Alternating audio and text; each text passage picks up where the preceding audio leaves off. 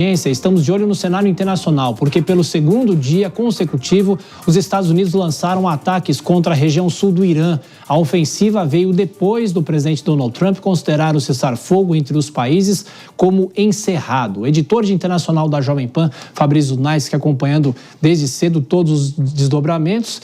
E quais foram os alvos dos ataques hoje? Eu te pergunto, a guerra se escalou ou a guerra nunca deixou de se escalar? Boa noite, bem-vindo. A guerra nunca deixou de ser escalada, Thiago. Boa noite para você, boa noite a todos que acompanham o jornal Jovem Pan. As declarações de Donald Trump hoje, após a reunião da OTAN em Ankara, na Turquia, colocaram ainda mais gasolina nesse incêndio, tornou esse fogo todo ainda mais forte. E isso está sendo traduzido na noite de hoje, pelo segundo dia consecutivo, ataques dos Estados Unidos na região costeira do Irã, na região litorânea do Irã, ali no Estreito de Hormuz, ainda mencionando aqueles ataques a navios comerciais, que acabou sendo a desculpa para o ataque de ontem dos Estados Unidos, que a gente já havia trazido aqui no jornal Jovem Pan. Vamos dar uma olhadinha no mapa que a gente separou com as cidades que foram alvos de ataques na noite de hoje. São pelo menos 4: Bandar Abbas, Sirik, Konarak e Chabahar. Em Chabahar, que fica aqui já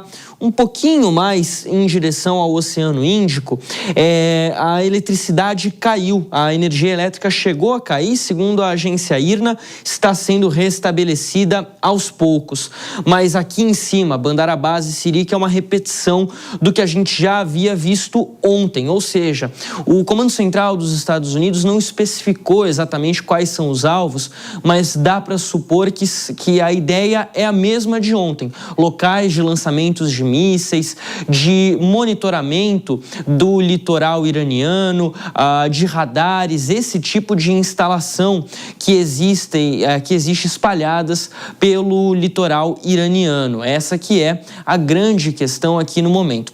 O presidente Donald Trump declarou hoje, durante a reunião, após a reunião da OTAN em Ankara, que ele considerava o acordo de cessar-fogo como encerrado, que o Irã é um lixo e que as pessoas que negociam pelo governo do Irã não são confiáveis. Da parte dele, Donald Trump, a trégua já não vale mais. Pelas redes sociais, agora há pouco, ele alertou que caso o Irã volte a atacar navios comerciais no Estreito de Hormuz, que os Estados Unidos vão continuar com esse tipo de operação que a gente está vendo agora.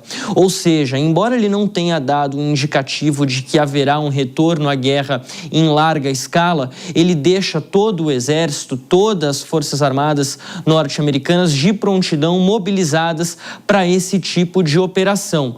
Qual é o objetivo? O que ele pretende fazer ou obrigar o Irã a fazer diante dessa situação permanece como um grande mistério. O que se passa agora na cabeça de Donald Trump, na estratégia orquestrada pela Casa Branca, ainda é um pouco incerto. A gente separou, inclusive, um trecho onde ele destaca o que ele espera das operações militares contra o Irã, para conferir aqui. Eu não acho que a guerra vai começar de novo. Acho que vai ser muito rápido. Eles atingiram alguns navios, então a gente vai atingir eles com muita força. Quando eles atacam, a gente ataca com 10 vezes mais força. Sabe, nós atacamos muito mais forte do que eles. Temos equipamentos melhores. A gente pode até... Alguém perguntou antes se vamos atacar hoje à noite. Eu disse que nós podemos. Sim, nós podemos. Mas quando eles atacam, nós atacamos. Sabe, a gente fala a língua deles. A gente fala a língua deles. Acho que não. Acho que o que quer que aconteça vai acabar muito rápido e só vai tornar as coisas mais seguras, principalmente para o petróleo. O petróleo estará livre, com muita facilidade, e vai acontecer muito rápido. Quando ele menciona a questão do petróleo, Donald Trump também acaba mencionando uma possível tomada da ilha de Karg, um dos pontos mais importantes da exportação de petróleo do Irã. Isso, segundo muitos especialistas, poderia até mesmo configurar um crime de guerra, mas não há nenhum indicativo nesse momento de que os Estados Unidos vão levar adiante esse plano da tomada da ilha de Karg, que fica muito próxima, inclusive, do litoral iraniano. Seria uma operação militar muito complicada. Quando a gente fala de operação militar, Thiago, o presidente presidente Donald Trump tem agora algumas opções em mãos. Uma delas é a de manter esse tipo de ataque pontual contra o Irã com certa regularidade para tentar forçar o governo iraniano a respeitar o que eles chamam de liberdade de navegação. Esse foi inclusive o termo utilizado pelo Comando Central na tarde de hoje, na noite desta quarta-feira, para justificar os ataques feitos a essas 4 cidades que a gente mencionou aqui agora há pouco. Acontece que, para você manter esse tipo de operação com essa frequência, com essa mobilização rápida e urgente com a qual os Estados Unidos têm agido nas últimas 48 horas, isso vai fazer com que os Estados Unidos precisem manter na região um efetivo muito grande de militares, gastar muito dinheiro. A gente fala de pelo menos 70 bilhões de dólares que custaram para os Estados Unidos essa guerra até o momento, pelo menos nas primeiras semanas de conflito, e o custo aumenta a cada semana. Esse cálculo ainda não foi dado por encerrado, e é claro que isso tudo tem uma reverberação política muito complicada. Na semana passada, o Congresso norte-americano já havia aprovado uma resolução que era majoritariamente simbólica, ordenando o encerramento de ataques ao Irã, a retirada, inclusive, de algumas tropas que estavam posicionadas lá no Oriente Médio. De novo, isso era muito mais simbólico, não tinha força de lei, mas o que chamou a atenção foi que deputados republicanos votaram a favor dessa medida. Eles entendem o seguinte: os Estados Unidos não podem se prolongar nessas operações porque tem eleições de meio de mandato e as consequências podem ser muito cruéis para o Partido Republicano. Fabrício, continua com a gente. A nossa entrevistada agora, a professora de Direito Internacional, de Relações Internacionais, Priscila Caneparo, como sempre nos atendendo. Fabrício continua com a gente aqui para conversar com a professora. Tudo bem, professora? Bem-vinda mais uma vez à Jovem Pan. Obrigada, boa noite, Tiago, boa noite, Fabrício, boa noite a todos que estão nos assistindo. Professora, pelo relato do Fabrício, há uma disposição cada vez menor dos Estados Unidos de encerrar de vez essa guerra. Talvez essa seja a leitura, mas tem essa consequência política que o Fabrício fala, das eleições do meio de mandato. Qual é a consequência que os Estados Unidos podem ter se isso continuar se prolongando, voltando à baila essa guerra, professora? Pois é, Tiago, essa é uma questão muito, muito pontual em relação justamente a essa guerra, porque eu vejo aí justamente uma figura do Trump atrelada a esse contexto de não saber como sair desse conflito. A gente sabe que a popularidade do Trump atingiu os níveis mais baixos nos seus 2 mandatos nesse momento, porque justamente uma das promessas de campanha do Donald Trump era não se envolver em guerras eternas, principalmente no Oriente Médio, diferentemente do que a gente está observando nesse momento. Segundo ponto, a gente tem observado também que o Trump ele está vivendo, a partir dessa intervenção militar no Irã, através de bravatas. Muitas vezes ele fala que vai atacar e acaba voltando atrás, e dentre outras posturas. E um terceiro ponto que eu observo é que o Trump não está conseguindo ter uma saída honrosa desse conflito. É importantíssimo destacar que antes da intervenção militar dos Estados Unidos, dos ataques dos Estados Unidos e de Israel ao território iraniano, o regime estava muito, mas muito desgastado. E o que a gente viu nesses últimos dias foi o oposto do que a gente, estava vendo em janeiro, em dezembro, principalmente em dezembro do ano passado. Nesses últimos dias, a gente teve o funeral do Ali Khamenei e justamente as ruas do Irã foram ocupadas por diversas pessoas, milhares de pessoas, e a gente viu uma força do regime quase que recrudescendo, quase que renascendo nesse território. O que eu vejo nesse momento é justamente o Donald Trump vindo a atacar o Irã, vindo a ter essas falas para provar que o regime se encontra abaixo do seu poderio, porque o que a gente tem observado, que a mídia tem relatado, é justamente o oposto. O regime ganhou poder nesses últimos tempos por conta dessas intervenções dos Estados Unidos em território iraniano.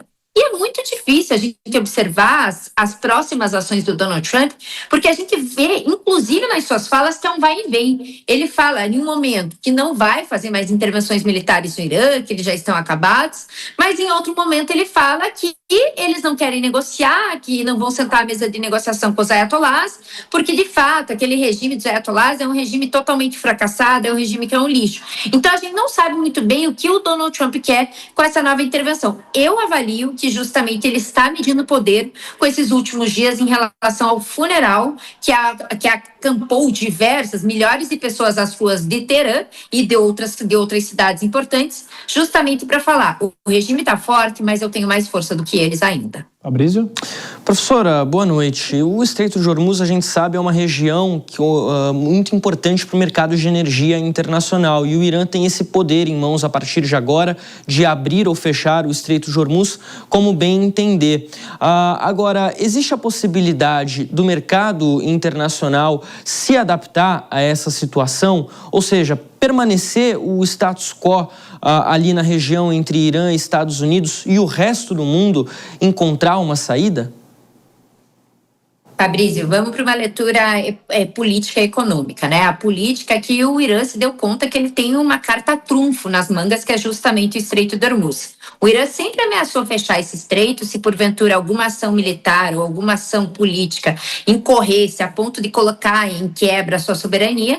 Dito e feito, o Irã não é feito de bravatas, os Estados Unidos ameaçou invadir sua soberania na perspectiva de intervenção militar, de ataques, fechou o Estreito de Hormuz, viu que ele conseguiria suportar esses ataques dos Estados Unidos, principalmente em relação ao exercício de soberania entre o Estreito, e agora, em qualquer momento, o Irã vai, de fato, fazer com que haja essa ameaça de fechamento do Estreito, porque ele já viu que deu certo.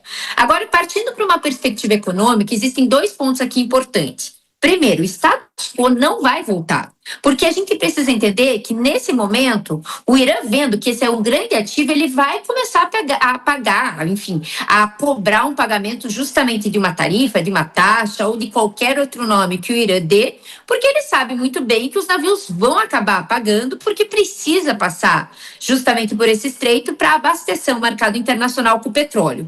E o segundo ponto, que talvez fique à mercê da nossa análise muitas vezes, é a questão do preço do petróleo. Se a gente for observar nesses últimos meses, o petróleo subiu, mas ele não subiu com a magnitude que a gente imaginava outrora. Por que isso não aconteceu? Porque a China detém reservas de petróleo muito grandes. A gente sabe que a China é um grande mercado consumidor dessa commodity e ela previu, justamente por anos, o possível fechamento do Estreito de Hormuz. Mas essas reservas não são reservas ilimitadas.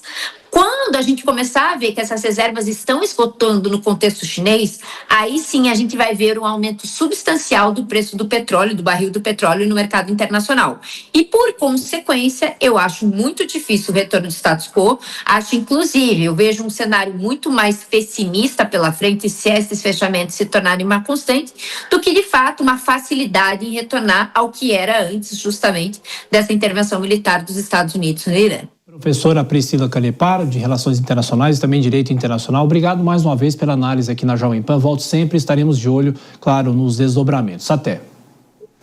Eu que agradeço, boa noite para vocês. Para fechar, Fabrício, a gente fica de plantão e de olho nisso, não se sabe o que vai acontecer, só talvez uma escalada, né? Pois é, não se sabe, o presidente Donald Trump não garante novos ataques amanhã, não há nada previsto nesse sentido, pelo menos até o momento, e a gente aguarda, claro, relatos de feridos, de mortos no Irã, para ver também o tamanho, o real escopo desse ataque norte-americano. Também não há nenhum indicativo, Tiago, do que vai acontecer com as negociações sobre o memorando de entendimento. O presidente Donald Trump declarou que, para ele, esse memorando já não vale mais nada, mas oficialmente não há nenhuma manifestação ainda dizendo que as negociações entre os países estão encerradas. Ou seja, é um momento da gente aguardar por novos desdobramentos dessa ação militar norte-americana.